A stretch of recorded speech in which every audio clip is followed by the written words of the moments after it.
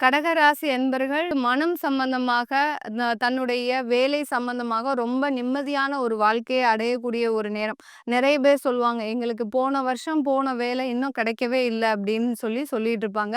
ஆனா இந்த வருஷம் இவங்கள் தமிழ் புத்தாண்டுல இருந்தே இவங்களுக்கு ஒரு நல்ல ஒரு மாற்றங்கள், மகிழ்ச்சியான தருணங்கள், வேலை கிடைக்காட்டிலும் வேலை கிடைக்கிறதுக்கு சற்று தாமதமானாலும் அவர்கள் ஜாதகப்படி இவர்களுக்கு அந்த ஒரு வேதனை, ஒரு வலிகள்ன்றது மன ரீதியாக இருக்காது. எப்போதுமே ரொம்ப ரிலாக்ஸா இருக்கக்கூடிய ஒரு தருணம் தான் இந்த கடகராசி என்பர்களுக்கு இந்த தமிழ் புத்தாண்டு. இந்த தமிழ் புத்தாண்டுல இவர்கள் அந்த வெளிநாடு சம்பந்தப்பட்ட சில வேலைகளை முயற்சி செய்வதற்குண்டான ஒரு முழு வருடமாக தான் இருக்கும்.